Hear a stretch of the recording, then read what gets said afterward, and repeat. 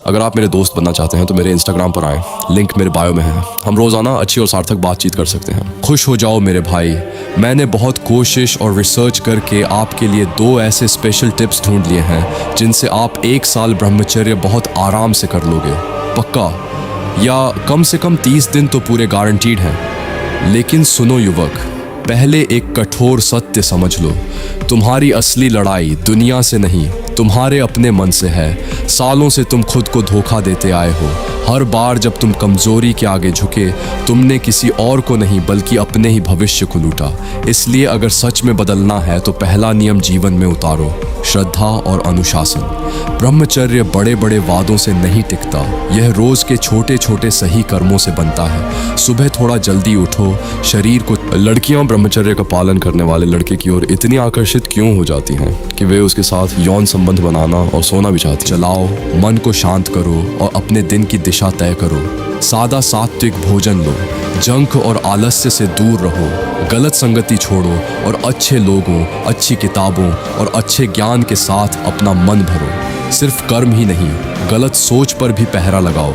नज़र को भटकने मत दो, छोटी इच्छाओं पर नियंत्रण रखो। और सबसे बड़ा, जो लड़के सीरियसली चेंज होना चाहते हैं उनके लिए मैंने ब्रह्मचर्य गाइड बनाई है।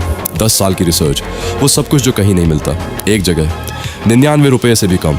जो लेगा देख, उसे पता चलेगा फ़र्क। जो नहीं लेगा वो इसी तरह वीडियोस देखता रहेगा और बदलेगा नहीं। चॉइस तेरी है, लिंक डिस्क्रिप्शन में है। बड़ा सहारा बनाओ प्रभु नाम का स्मरण। जब मन भगवान के नाम में टिकता है तो वासना की आग अपने आप शांत होने लगती है।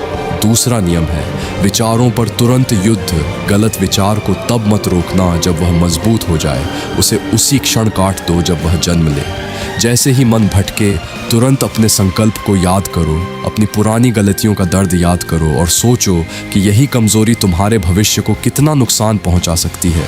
ये उल्टा चिंतन मन की फिसलन को जड़ से रोक देता है और ब्रह्मचर्य को स्थिर रखता है।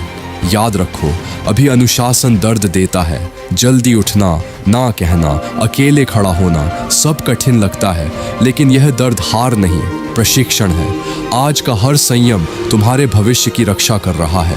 एक दिन तुम पीछे मुड़कर देखोगे और गर्व से कहोगे, जीवन आसान नहीं था लेकिन मैंने हार नहीं मानी। इसलिए उठो, अपने भीतर की अग्नि को जगाओ, क्योंकि जिस दिन तुमने अपने मन को जीत लिया, उसी दिन से तुम्हारा जीवन साधारण नहीं रहेगा। वह अनुशासन, तेज और महानता की जीवित कहानी बन जाएगा। पूर्वी परंपराओं में जीवन सार को केवल शारीरिक तत्व नहीं बल्कि आपकी संपूर्ण जीवन ऊर्जा का संकेंद्रित रूप माना गया है।